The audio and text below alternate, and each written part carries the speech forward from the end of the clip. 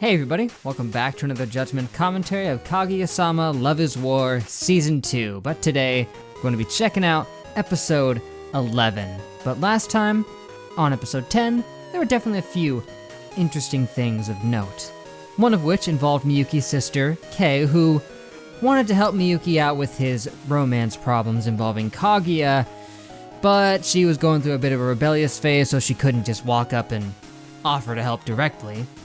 And while she was figuring that out, Miyuki's dad walks in, and he tries to help, but unfortunately the poor dude's got his own problems to work out.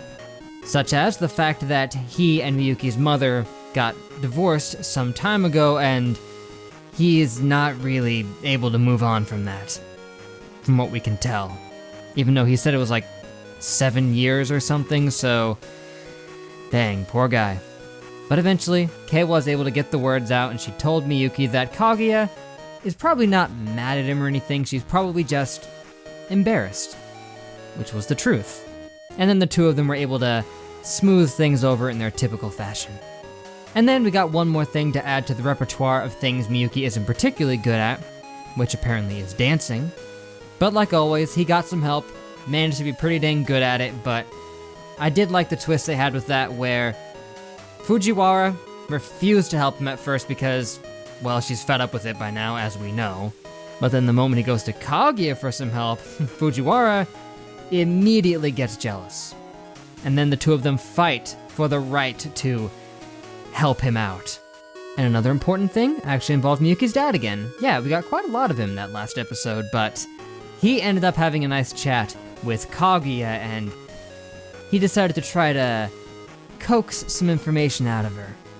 Try to get her to admit how she feels about Miyuki, and at first, she was subtly, well, not so subtly anyway, admitting how she feels about him because he asked how she feels about him, and she's like, oh, you know, he's wonderful. He's awesome.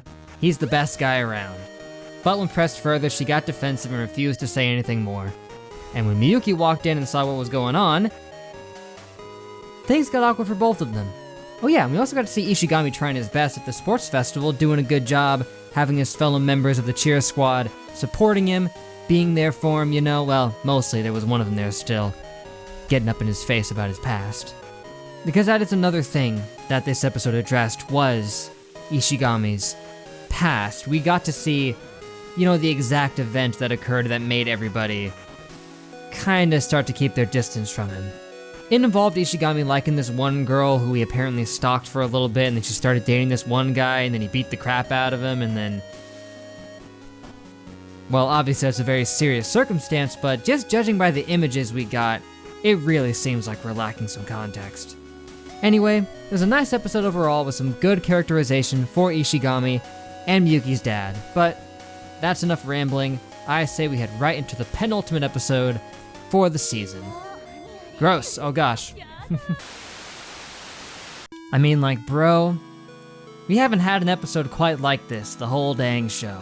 I mean, there's definitely been moments where it, you know, makes everything real, where there's just a lot of focus on character development, but this episode just, I mean, it took it to the max.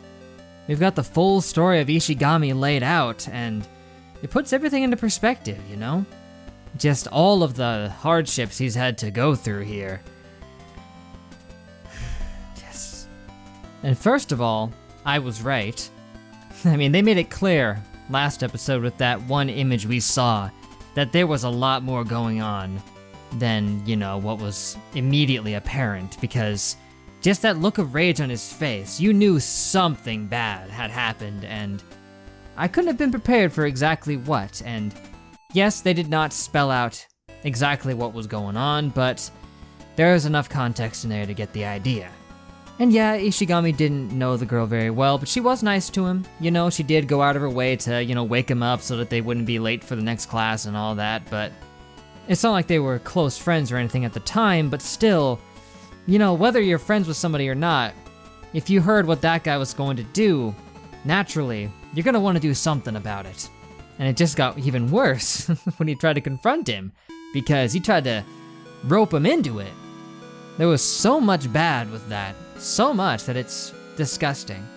He ended up projecting all of his own disgusting nature right onto Ishigami, though. And at the end of the day, who can truly blame Ishigami for how he reacted? Being presented with that, it'd be hard not to want to clock the dude right in the face. But the conniving little weasel decided to play into that. He let Ishigami beat the heck out of him just so he could make himself look like the victim. And he tried to make a big, grandstanding, romantic gesture out of it, being like, no matter how much you beat me, I'll never leave her, Ishigami. And it's just, he laid it on a little thick, but they bought it. Also, he made that seem like a load of BS because he did leave her not too long after. But that was where it got the worst for Ishigami, definitely, because there wasn't much he could do after that. He couldn't just tell them. He couldn't tell them what was going on because, well, he had some very compromising information. Yeah, it really gets disturbing the more I think about it. But poor Ishigami was left at an impasse. Nobody there was going to listen to him because he couldn't tell them what was going on, and all I saw was him just beating him up. Naturally, that would break down a lot of people, you know? Either you just try to let it go and move on, or it'll shatter you the way it did to him. And just letting it go and moving on is nearly impossible too, because everyone around him was just trying to remind him of it all the time. But in the end, thank goodness Miyuki was there to save him, to pull him out of that darkness, because otherwise, who knows what would have happened to him. His sense of justice was so strong, you know, that he was just devastated. He didn't even know if it was going to work out for her. As far as he knew, everything that guy planned on doing, he was gonna do. But Miyuki saved him. He did his investigation, and he found out what was really going on, and he cleared him up. But of course, as we've seen throughout the show, he wasn't out of the woods yet, even though he was allowed to move on into high school even without the apology. He was still a little gloomy because his past hadn't left him. There were still people judging him, persecuting him. It wasn't just all in his head. True, some of it was, you know, he was anxious about people saying things about him, but people genuinely were saying those things. But you gotta love the heartfelt message at the very end that Ishigami gave, that you just need to open your eyes and see, you know, that there are people out there who do care about you, and they are there for you. And honestly, it seems like the girl that he helped out, she can move on now too, because she said all the stuff that she thought she needed to say. She yelled at him for getting in the way, causing her boyfriend to break up with her, and now, hopefully she can move on as well. Seriously, Ishigami's story was tragic as heck, and when they first introduced him, he just seemed like a typical brooding teenager type of guy, but man, there was so much more eating at him. And at the end of the day, I do wonder why everyone holds such a stigma against him, because even at the worst of what he was accused of, he just beat a dude up in a fit of passion over a girl that he was interested in. You know how many times in high school and in middle school I saw a couple of dudes beating the crap out of each other over some girl that they both liked? I saw it at least 3 or 4 times. I mean, yeah, he was accused of stalking her, which would be a lot worse, but he had no evidence of that at all. He just said it, just haphazardly, just threw it out there.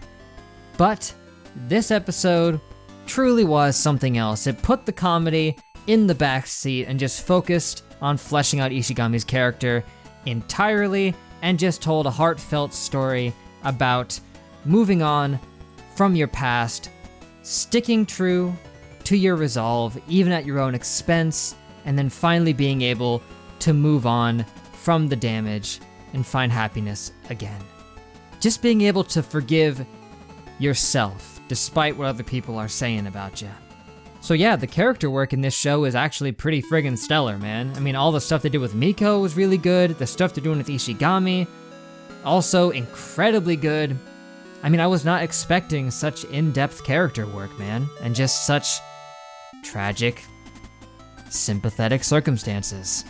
I could honestly rant forever about all of the minutia of this episode, but it would probably be a bad idea to do that. So, for now, I guess I'll call it a day, guys. But thank you for watching. Make sure to leave a like and a comment if you enjoyed. Subscribe to be updated on more. That'd be great. Next time, we got the grand finale for Season 2, Episode 12, And then there's the OVA, and I think somebody mentioned something about like a preview for season 3 that I should check out because it's got some fun stuff in it or something. Not sure, I'll have to look for that comment again to check. But sincerely, it was so tragic to see all that stuff, but so wholesome to see him be able to move on and finally smile, finally be happy, and to just enjoy himself, because that obviously was very much a problem for him, because anytime he would try to be better and enjoy himself, somebody would walk up and be like, man, why are you having fun? But now, I think he's finally able to put it all behind him. So that's it. Hope to catch y'all next time for episode 12, but till then, I will see you guys later.